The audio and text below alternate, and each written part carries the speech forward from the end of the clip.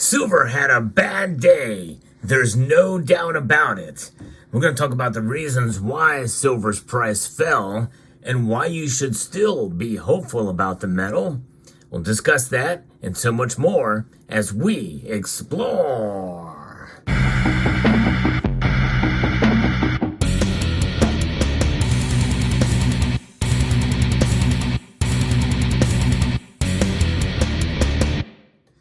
Yeah, silver got hit fairly hard today. In fact, at one point, it did fall below $22 an ounce. And it's primarily because of the strength of this. That's right. And for something else. I'll talk about what that something else is that weighed on silver's price later in the video. But first, let's look and see exactly what happened and where the prices stand right now. Mere moments before the markets close, gold is down just $9.30. That's down less than a half a percentage point for gold at $2,022.90. Silver, however, is down almost 2.5%, down 56 cents right now to $22.13. It did fall below $22 an ounce for a very brief amount of time. That's below where I thought silver was going to bottom out this year, which means that, hey, you never know. It could reach those numbers again and fall even more. It's pretty dramatic to see that kind of move. This has widened the gold and the silver ratio now to 91.7. Yeah, that's crazy. We're getting closer to 100 to 1 now with gold, silver. Silver especially got hit very hard. Now, what's behind this? Especially when we see that through the course of this month, for the year to date, silver has fallen about 8%. It's pretty dramatic. That's a pretty big fall over the course of less than 1 month here. So what's happening? Well, Kitco has a piece about this. Concerns over China's economy and shifting expectations surrounding the first rate cut of the Federal Reserve's impending easing cycle are creating some solid selling pressure in the silver market, according to some analysts. And I believe that is the case, and it's merciless punishing for the silver market. When will it end? How will it end? A lot of silver is really weighed and pushed and pulled by industrial demand. And when we see expectations shifted with the Chinese economy, I've talked about this before as well, that it's going to weigh pretty hard on silver. But conversely, that could turn around and we could see greater demand for silver in China and other places, and that's gonna push it up. Now, we just did a video recently about China and silver, and there's a lot of silver that's being depleted from the Shanghai Futures Exchange. So, what does this mean? Where is that silver being stored if they're shifting expectations? We'll get into that. Silver is significantly underperforming in the precious metals sector. Some analysts have said that the dip could be seen as a buying opportunity. Well, yeah, that's certainly a no-brainer at this point. If you're not buying silver now, should be something you consider if your budget allows. The selling of silver started overnight as Chinese investors started dumping the precious metal. Some analysts have said that growing fears over China's slowing economy could weigh on the metal's industrial demand, which means that all of that silver that left the Shanghai Futures Exchange very well could be coming right back into it again. Overnight news that China left its monetary policy unchanged and did not ease what's seen as a negative for metals, according to Jim Wyckoff, senior technical analyst at Kitco.com. China is a voracious commodity consumer, and its listing economy has bearish demand implications for metals. It does have that bearish demand for sure, and that is something that we've seen. Little bits of news like this can really greatly punish the silver markets as we see silver kind of separate itself from gold in that regard. And this is a classic case of it happening. At the same time, silver fell to fresh session lows ahead of the North American trading session as a rate cut from the Federal Reserve in March is growing very unlikely.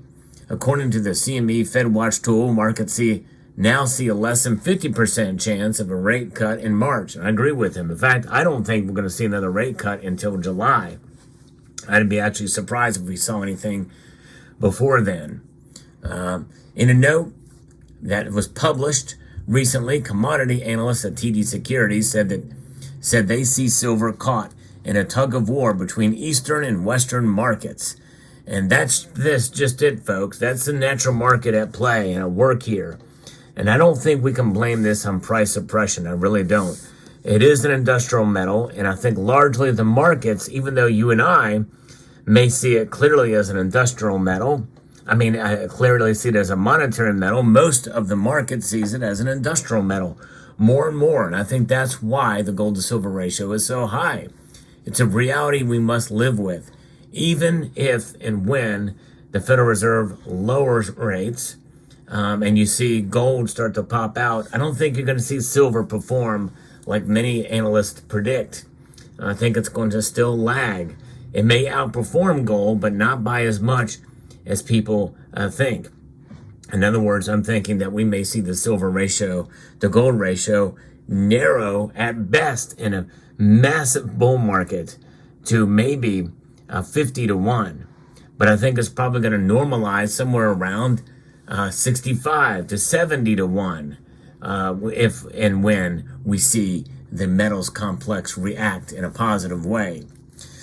The technical break to new lows may have catalyzed stops, but we expect that prices may be nearing local low nonetheless, as strengthening broad commodity demand expectations should kick off more supportive flows on the horizon while algo's dry powder remains low. Silver has managed to hold this critical support at $22 an ounce, but we did see it dip slightly below that earlier in the day and is seeing a solid bounce. March silver futures last traded at $22.32 an ounce, down 1.7% on the day at the time of this report. Philip Streibel, chief market analyst at Blue Line Futures, noted that although silver is getting hit as both an industrial and monetary metal, the lower prices are attracting some bargain hunters. Indeed, they are. And I would dare say that it's getting hit mostly as an industrial metal. Yes. The hit as a monetary metal is very slight, much less than as an industrial metal. And so the rest of the market is holding up relatively well. Gold is holding up well. And there is a chance that silver can recover from the recent sell-off as gold holds critical support above $2,000 an ounce.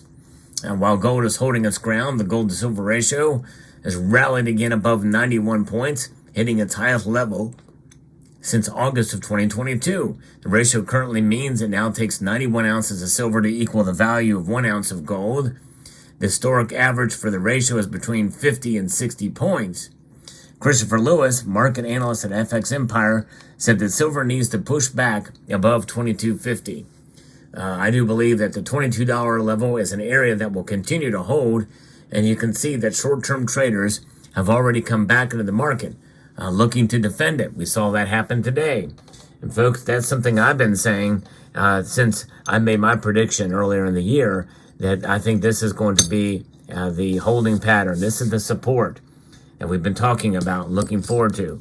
So I think that is going to probably likely going to continue, and we're going to see at least some consolidation and support around this area.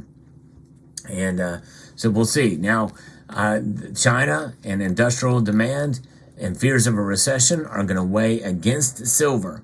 So be prepared that could happen before we see the Federal Reserve act and lower rates. And then silver's bounce back, I think, is going to be somewhere, again, as I mentioned earlier, probably not more than $28 an ounce. I would be very surprised if it got up above that. There's a lot more working against silver. But here's why you should be hopeful. You should be hopeful because silver, in the long run, will preserve your wealth. And in times like this, if you're a consistent buyer, as a stacker, well, you can lower your dollar cost average with purchases made now. Premiums are low, prices are low, and this is the time to lower your dollar cost average because it will come around. It's got to. There's a lot more working for silver than against it. even though we may not see it yet with where everything is heading right now at this very moment. The long-term prognosis is good for silver. And it could very well do some surprising things, maybe even this year. Although, again, I highly doubt it's going to go above $28 an ounce. But I hold on to the silver I have no matter what. So let me know what your thoughts are in the comment section down below. I think this is an interesting time. And another thing to encourage silver stackers out there that you should be aware of, and that is that silver really should be thought about in terms of its physical attributes, its weight, its ounces. We should measure our wealth in ounces, not necessarily dollars, because not only is silver an insurance policy against an inflated dollar and economic instability, it is a way to insure against the system itself. Having financial security outside of the whole system, I think, is quite valuable. When you understand that, price becomes less and less important. Make no mistake, price is important. However, it is not the be-all, end-all when you think about the system that we find ourselves in today and what we know is coming tomorrow. So let me know what your thoughts are in the comment section down below. Hope you found this video informative, insightful, and educational. I would like to extend a multitude of gratitude to each and every one of you for taking the time to watch. And please, I want to encourage you to please rate this video. That means press that like button down below, share it, comment, and subscribe. And check out these end screen videos up here too. Might like those.